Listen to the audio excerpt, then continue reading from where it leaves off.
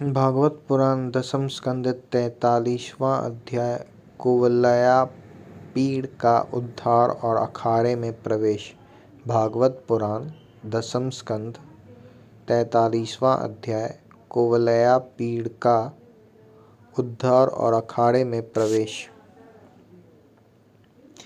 श्री सुखदेव जी कहते हैं, काम क्रोध आदि शत्रुओं को पराजित करने वाले परीक्षित, अब श्री कृष्ण और बलराम भी स्नान आदि नित्य कर्म से निवृत्त हो दंगल के अनुरूप नगारे की ध्वनि सुनकर रंगभूमि देखने के लिए चल पड़े।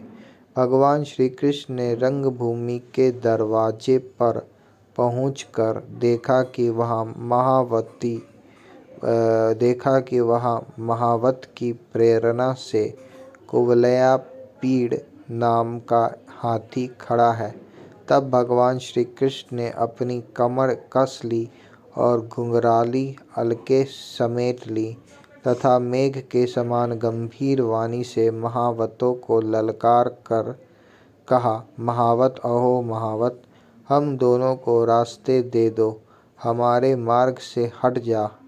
अरे सुनता नहीं, देर मत कर, नहीं तो मैं हाथी के साथ अभी तुझे यमराज के घर पहुंचाता हूँ। भगवान श्री कृष्ण ने महावत को जब इस प्रकार धमकाया तब वह क्रोध से तिलमिला उठा और उसने काल, मृत्यु तथा यमराज के समान अत्यंत भयंकर कुवलयापीड़ को अड़ंकुश की मार से क्रुद्ध करके श्री कृष्ण की ओर बढ़ाया। कुवलयापीड़ ने भगवान की ओर झपट कर उन्हें बड़े तेजी से सूंड में लपेट लिया, परंतु भगवान सूंड से बाहर सड़क आए और उसे एक घूंसा जमाकर उसके पैरों के बीच में जा छिपे। उन्हें अपने सामने न देखकर कुवलयापीड़ को बड़ा क्रोध हुआ। उसने सूंघ कर भगवान को अपनी सूंड से टटोल लिया और पकड़ा भी, परंतु उन्होंने बलपूर्वक अपने को उससे छुड़ा लिया। इसके बाद भगवान उस बलवान हाथी की पूंछ पकड़कर खेल खेल में ही उसे 100 हाथी तक पीछे घसीट लाए। जैसे गरुड़ सांप को घसीट लाते हैं, जिस प्रकार घूमते हुए बछड़े के साथ बालक घूमता है, अथवा स्वयं भगवान श्री कृष्ण जिस प्रकार बछड़ों से खेलते थे, वैसे ही वे उनकी पूंछ पकड़कर उसे घुमाने और खेलने लगे।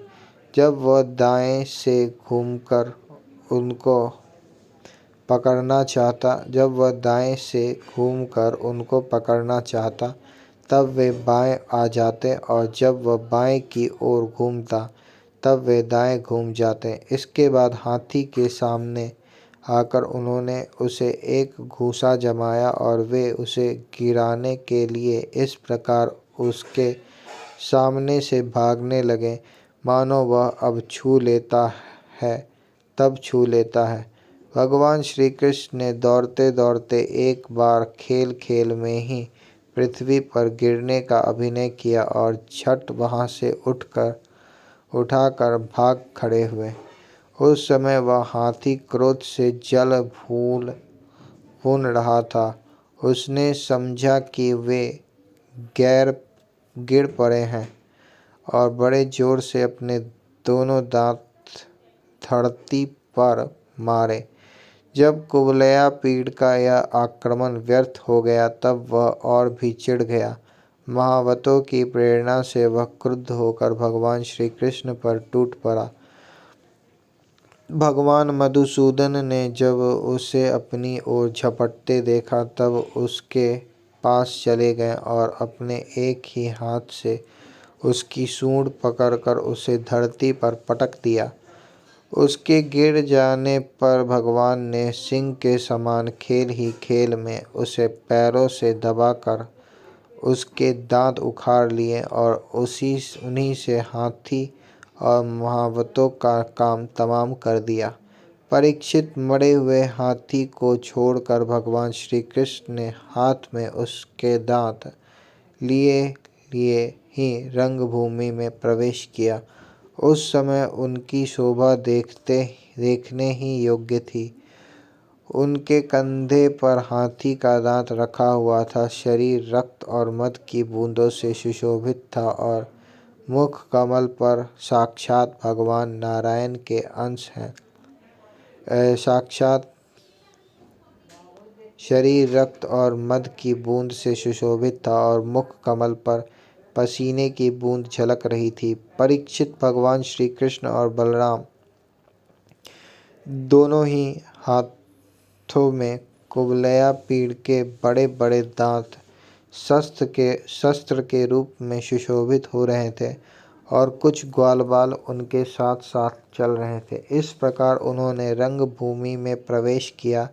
जिस समय भगवान श्री कृष्ण बलराम जी के साथ रंगभूमि में पधारे, उसी समय वे पहलवानों को व्रज कठोर शरीर, साधारण मनुष्यों को नर रत्न, स्त्रियों को मूर्तिमान कामदेव, गोपों को स्वजन, दुष्ट राजाओं को दंड देने वाले शासक, माता पिता के समान बड़े बूढ़ों को शिशु, कंस को मृत्यु, अज्ञानियों को विराट, योगियों को परम तत्व और भक्त शिरोमणि वृष्णिवंशियों को अपने इष्ट देव जान पड़े।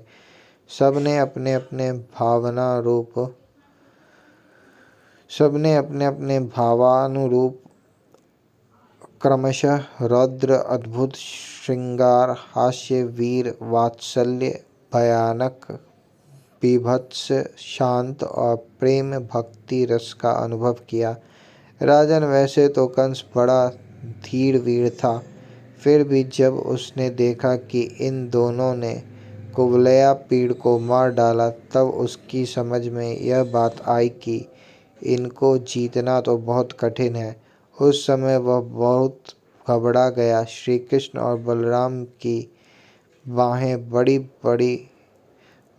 बड़ी लंबी लंबी थी। पुष्पों के हार, वस्त्र और आभूषण आदि से उनका वेश विचित्र हो रहा था। ऐसा जान पड़ता था मानो उत्तम वेश धारण करके दो नट अभिनय करने के लिए आए हों। जिनके नेत्र एक बार उन पर पड़ जाते बस लग ही जाते। यही नहीं, वे अपने कांति से उसका मन भी चुरा लेते। इस प्रकार दोनों रंगभूमि में शोभायमान हुए। परीक्षित, मंचों पर जितने लोग बैठे थे वे मथुरा के नागरिक और राष्ट्र के जन समुदाय पुरुषोत्तम भगवान श्री कृष्ण और बलराम जी को देखकर इतने प्रसन्न हुए कि उनके नेत्र और मुख कमल खिल उठे, उत्कंठा से भर गए। वे नेत्रों के द्वारा उनकी मुख माधुरी का पान करते करते तृप्त ही नहीं होते थे, मानो वे उन्हें नेत्रों से पी रहे हों, जिह्वा से चाट रहे हों, नासिका से सूंघ रहे हों और भुजाओं से पकड़कर हृदय से सटा रहे हों। उनके सौंदर्य, गुण, माधुर्य और निर्भयता ने मानो दर्शकों को उनकी लीलाओं का स्मरण करा दिया और वे लोग आपस में उनके संबंधी देखी सुनी बातें कहने लगे। ये दोनों साक्षात भगवान नारायण के अंश हैं। इस पृथ्वी पर वासुदेव जी के घर में अवतीर्ण हुए हैं। अंगुली से दिखलाकर ये सांवले सलोने कुमार देवकी के गर्भ से उत्पन्न हुए हैं। जन्मते ही वसुदेव जी ने इन्हें गोकुल पहुंचा दिया था। इतने दिनों तक वे वहां छिप कर रहे और नंद जी के घर में ही पल कर इतने बड़े हुए। इन्होंने ही पूतना, तृणावर्त, शंखचूड़, केसी और धेनुक आदि का तथा और भी दुष्ट दैत्यों का वध तथा यमराज अर्जुन का उद्धार किया है। इन्होंने ही गौ और ग्वालों को दावानल की ज्वाला से बचाया था। कालिया नाग का दमन और इंद्र का मान मर्दन भी इन्होंने ही किया था। इन्होंने 7 दिनों तक एक ही हाथ पर गिरिराज गोवर्धन को उठाए रखा और उसके द्वारा आंधी, पानी तथा वज्रपात से गोकुल को बचा लिया। गोपियाँ इनके मंद मंद मुस्कान, मधुर चितवन और सर्वदा एक रस प्रसन्न रहने वाले मुखारविंद के दर्शन से आनंदित रहते थे और अनायास ही सब प्रकार के तापों से मुक्त हो जाती थी। कहते हैं कि ये यदुवंश की रक्षा करेंगे। यह विख्यात वंश इनके द्वारा महान समृद्ध यश और गौरव प्राप्त करेगा। ये दूसरे इन्हीं श्याम सुंदर के बड़े भाई कमल नयन श्री बलराम जी हैं। हमने किसी किसी के मुँह से ऐसा सुना है कि इन्होंने ही प्रलंबासुर, वत्सासुर और बकासुर आदि को मारा है। जिस समय दर्शकों में यह चर्चा हो रही थी और अखाड़े में तुरही आदि बाजे बज रहे थे, उस समय चाणूर ने भगवान श्री कृष्ण और बलराम को संबोधन करके यह बात कही। नंद नंदन श्री कृष्ण और बलराम जी, तुम दोनों वीरों के आदरणीय हो। हमारे महाराज ने यह सुनकर कि तुम लोग कुश्ती लड़ने में बड़े निपुण हो, तुम्हारा कौशल देखने के लिए तुम्हें यहाँ बुलवाया है। देखो भाई, जो प्रभु मन, वचन और कर्म से राजा का प्रिय कार्य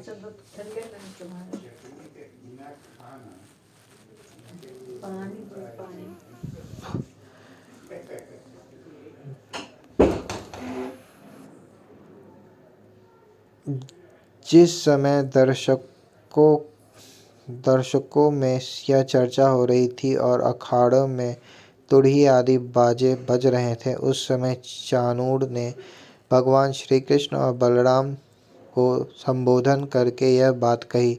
नंद नंदन श्री कृष्ण और बलराम जी, तुम दोनों वीरों के आदरणीय हो। हमारे महाराज ने यह सुनकर कि तुम लोग कुश्ती लड़ने में बड़े निपुण हो, तुम्हारा कौशल देखने के लिए तुम्हें यहाँ बुलवाया है।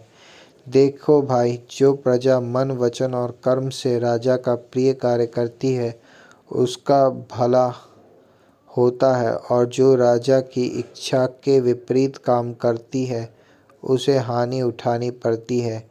यह सभी जानते हैं कि गाय और बछड़े चराने वाले ग्वालिये प्रतिदिन आनंद से जंगलों में कुश्ती लड़कर खेलते रहते हैं और गायें चराते रहते हैं। इसलिए आओ, हम और तुम मिलकर महाराज को प्रसन्न करने के लिए कुश्ती लड़ें। ऐसा करने से हम पर सभी प्राणी प्रसन्न होंगे, क्योंकि राजा सारी प्रजा का प्रतीक है। परीक्षित, भगवान श्री कृष्ण तो चाहते ही थे कि इनसे दो हाथ करें, इसलिए उन्होंने चाणूर की बात सुनकर उसका अनुमोदन किया और देश काल के अनुसार यह बात कही। चाणूर, हम भी इन भोजराज कंस की वनवासी प्रजा हैं। हमें इनको प्रसन्न करने का प्रयत्न अवश्य करना चाहिए, इसी में हमारा कल्याण है। किंतु चाणूर, हम लोग अभी बालक हैं, इसलिए हम अपने समान बल वाले बालकों के साथ ही कुश्ती लड़ने का खेल करेंगे। कुश्ती समान बलवानों के साथ ही होनी चाहिए, जिससे देखने वाले सभासदों को अन्याय के समर्थक होने का पाप न लगे। चाणूर ने कहा, अजी, तुम और बलराम न बालक हो और न तो किशोर, तुम दोनों बलवानों में श्रेष्ठ हो। तुमने अभी अभी 1000 हाथियों का बल रखने वाले कुवलया पीड़ को खेल ही खेल में मार डाला, इसलिए तुम दोनों हम जैसे बलवानों के साथ ही लड़ना चाहिए। इसमें अन्याय की कोई बात नहीं है। इसलिए श्री कृष्ण, तुम मुझ पर अपना जोर आजमाओ और बलराम के साथ मुष्टिक लड़ेगा।